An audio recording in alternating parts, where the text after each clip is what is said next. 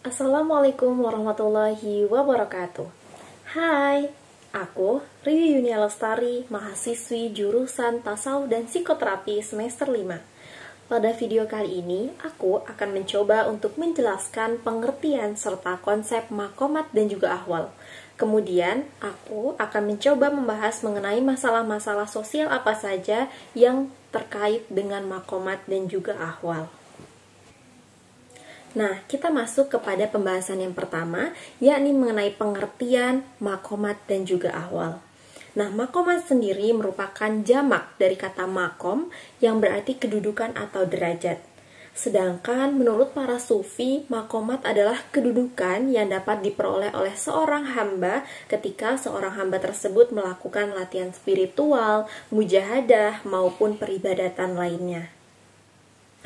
Nah, sedangkan ahwal menurut pandangan para sufi adalah kondisi atau keadaan hati di mana seorang hamba tersebut senantiasa berzikir, bahkan merasa diawasi oleh Tuhan. Sebetulnya tidak ada definisi yang pasti untuk menggambarkan makna dari makomat dan juga ahwal. Mengapa hal tersebut terjadi? Sebab pengertian atau definisi makomat dan ahwal tersebut didasarkan kepada pengalaman pribadi para tokoh-tokoh sufi yang menjalankan ibadah-ibadah tersebut. Sehingga ketika teman-teman mungkin melihat definisi-definisi mengenai makomat dan ahwal akan berbeda-beda menurut para tokoh masing-masing. Nah, dengan adanya perbedaan-perbedaan tersebut, maka dapat kita simpulkan bahwasanya boleh jadi seorang pejalan spiritual itu tidak mengalami makomat dan ahwal persis seperti yang disebutkan oleh para tokoh sufi.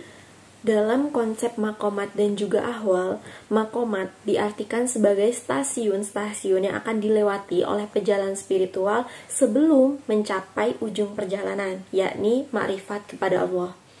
Sedangkan ahwal adalah keadaan sesaat yang akan dialami oleh pejalan spiritual di dalam tengah perjalanan tersebut.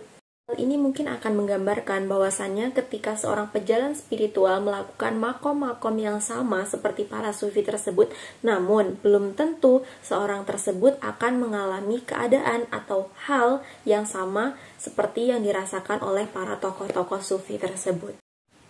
Mengenai jumlah makomat dan juga ahwal, Imam Al-Ghazali dalam kitabnya Ihya Ulumuddin beliau menyatakan bahwasannya makomat itu terdiri dari 8, yakni ada as-sabar, at-tawakkal, az-zuhud, at-taubah, al-mahabbah, al-ma'rifah, ar-ridho, dan terakhir adalah al-wara'. Pada video kali ini saya tidak akan menjelaskan lebih rinci mengenai seperti apa makom-makom tersebut. Namun yang perlu diingat adalah makom-makom tersebut berbeda halnya dengan orang yang masih awam dengan orang yang telah khawas seperti para sufi. Contohnya adalah makom taubat. Mungkin bagi kita sebagai umat Islam, taubat merupakan hal wajib yang dilakukan apabila seorang tersebut merasa bahwa dirinya telah melakukan dosa. Namun, dosa yang dianggap dosa oleh seorang yang awam dengan orang yang khawas itu berbeda. Orang yang khawas lupa mengingat Allah sedetik saja, maka itu termasuk dosa besar baginya. Sehingga hal inilah yang membedakan antara taubatnya orang awam dan juga orang khawas.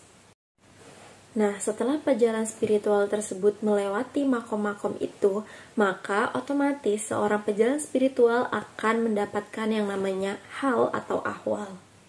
Nah, ahwal tersebut ada berbagai macam, diantaranya yakni yakin, al-uns atau perasaan intim, mahabbah, musyahadah, muraqabah, atau roja dan juga khauf. Nah, ketika kita merenungkan kembali mengenai makomat dan juga ahwal, sebetulnya konsep ini akan berdampak kepada tataran sosial pada masa kini. Mungkin kita bisa melihat yang sedang viral di sosial media pada masa-masa kini, kebanyakan itu adalah permasalahan-permasalahan mengenai etika dan juga perilaku. Yang hal ini akan menyebabkan konflik-konflik sosial, terutama di sosial media. Nah, bisa jadi ketika konsep makomat dan juga ahwal ini berada di tengah-tengah kita saat ini, maka dapat mengurangi konflik sosial tersebut. Misalnya, ketika dalam sosial media terdapat dua orang yang sedang berkonflik atau beberapa orang yang sedang berkonflik, serta mereka itu mengamalkan makom, misalkan makom sabar.